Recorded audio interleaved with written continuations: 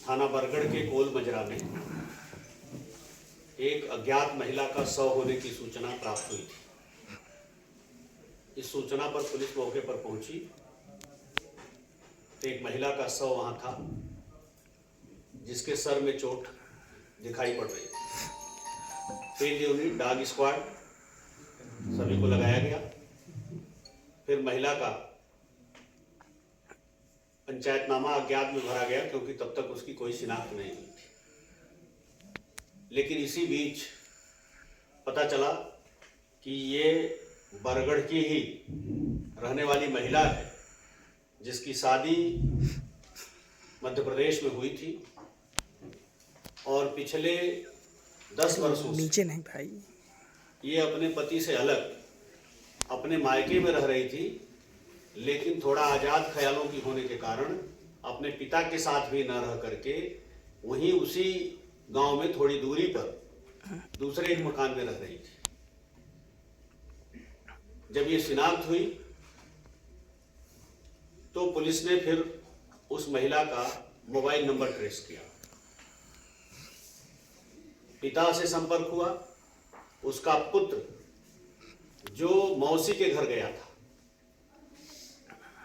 उसे भी बुलाया गया। उनके माध्यम से मोबाइल नंबर की जानकारी हुई। जब उस मोबाइल नंबर की सीडीआर निकाली गई तो उसमें कुछ फ्रीक्वेंट कॉलर के नाम आए, जो सबसे ज्यादा बार कॉल करने वाला व्यक्ति था और लास्ट कॉल जिससे हुई थी। जब उसे पुलिस ने पकड़ा तब उसने बताया कि ये नंबर मेरे नाम है, लेकिन मेरे बड़े भाई इस नंबर से उस महिला से बात करते थे। और उसी ने बताया कि ये घटना वस्तुतः 10 तारीख की नहीं है, ये घटना उससे 2.5-3 दिन पहले की घटना है। पोस्टमार्टम में भी आया है, लगभग 2.5 डेज ओल्ड की वो डेड बॉडी है। 6 तारीख की शाम को ये पंकज यादव है, जिनकी दोस्ती दिलीप पांडे से है, जो इस घटना के मुख्य अभियुक्त का मौसेरा भाई है। इन्होंने ये कहा कि चलो कहीं एंजॉय करते हैं, और उसमें एंजॉय का इनका निहितार्थ खाने पीने से कुछ आगे तक भी था। तो मुख्य अभियुक्त जो इसके मिस्टर रामविलास उर्फ गुड्डू है, ये लड़की इनसे संपर्क में थी। अपने घर पे आस पड़ोस में भी इसने उस दिन ये बताया था कि मेरे भाई के बेटे की तबीयत खराब हो गई है, मैं प्रयागराज जा रही हूँ, क्योंकि ये लोग रात में 8-9 बजे के आसपास वहां से निकले थे। लड़की निकली थी फोन पर उनके कॉल पे। और दूसरी तरफ इनके मौसेरे भाई, इनका एक सगा छोटा भाई और वहां पहुंच गया। मौसेरे भाई के साथ 3 लोग और एक गाड़ी हायर करके आए। 4 बोतलें इन्होंने 4 दारू की बोतलें खरीदी थी, जो हाफ बॉटल्स कही जाती है। 2 मौके से बरामद भी हुई थी। 2 लीटर पानी की बोतल बिस्लेरी की खरीदा था। बिस्लेरी की बोतल भी, जिसमें 250-300 ml पानी बचा था, वो भी मौके से बरामद हुई थी। कुछ चाट वगैरह खरीदा था इन लोगों ने। और वो महिला भी आई, चूंकि शराब पीने की वो आदी थी, इस नाते उसने इन लोगों के साथ खूब शराब पिया।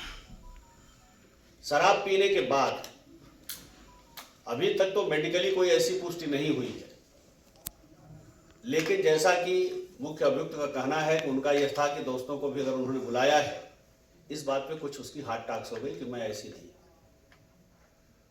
इसी बीच उसका एक मोबाइल था, वो मोबाइल बार बार घंटी बज रही थी, इन्होंने लिया, स्विच ऑफ कर दिया, और फिर किसके हाथ लग गया वो मोबाइल मांगने लगी तो मोबाइल नहीं दिया लोगों ने। शराब के नशे में वो भी चूर थी।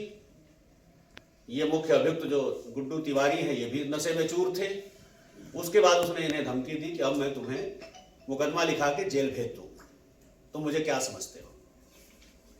इस बात पे उसने वहां थोड़ा रोना चिल्लाना शुरू किया, और सर जरा सा वही जो पत्थर है, उस पत्थर को उसने अपना सर मारा। लेकिन उसने सर मारने का तो सिर्फ एक तरह से नाटक किया या दबाव बनाया। इनको ये लगा कि अब ये मुझे गांव में बेइज्जत कर देगी अगर मुकदमा लिखा देगी।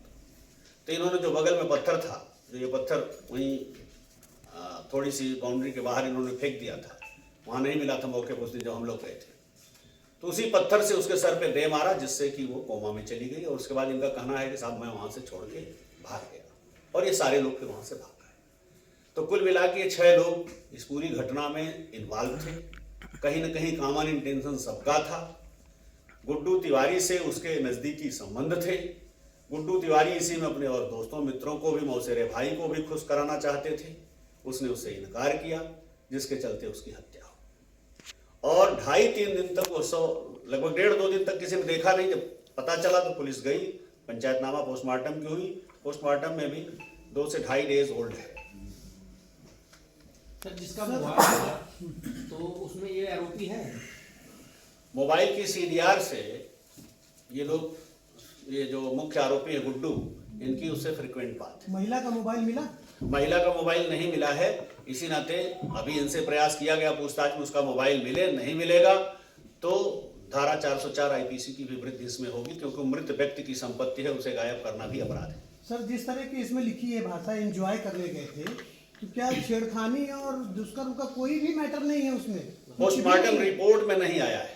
पैथोलॉजी रिपोर्ट और पैथोलॉजी के बाद अगर उसमें कोई ऐसी चीज पाई जाएगी तो आगे इन्होंने बताया तो होगा कि कम से कम छेड़खानी का प्रयास लगना चाहिए। देखिए, अब जब कोई चीज हमारे पास जो पीड़ित है वो मर चुका है और हमारे पास इस तरह का एविडेंस नहीं है, तो स्त्री मर्यादा के नाते ही कुछ ऐसे शब्द हैं जिनका हम न प्रयोग कर सकते और न बगैर उनके एविडेंस के वो धारा नहीं लगा सकते, वरना indecent presentation of women act के हम मुलजिम हो सकते। पीएम रिपोर्ट में क्या स्लाइड, पीएम जो है शराब की पुष्टि हुई है। पीएम रिपोर्ट, पीएम रिपोर्ट देखिए, शराब की जो जांच पड़ताल होती है, वो शराब की जांच पड़ताल 2-3 घंटे के बाद शराब नहीं आएगी। और इसमें आप देख रहे हैं 2.5 दिन ओल्ड डेड बॉडी है वो, लेकिन उसके साथ किसी तरह का कोई सेक्सुअल असॉल्ट हुआ है, उसके लिए जो और मेजर्स हैं वो सब हमने प्रिकॉशन में लिए हैं। वेजाइनल स्वाब है, उसका माउथ स्वाब है और उसके नेल्स भी हमने सुरक्षित रखा है कि अगर उसके साथ, हालांकि इन लोगों में से किसी के शरीर पे कोई नोच खसोट तो नहीं है, लेकिन अगर वेजाइनल स्वाब या माउथ स्वाब में कुछ मिलता है हमें, तो उससे फिर हम इनके डीएनए मैच कराएंगे और उसके नेल में भी हो सकता है कोई ऐसी चीज मिल जाए जिससे मैच हो जाए।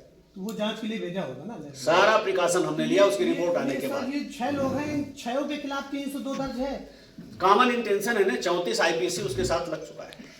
सर, महिला के अलग किसी प्रकार की खरोंच और कोई चोट के निशान नहीं, उसके बॉडी पे कहीं और कोई नहीं, जो पत्थर की चोट है सर में, उसके अलावा कोई चोट नहीं।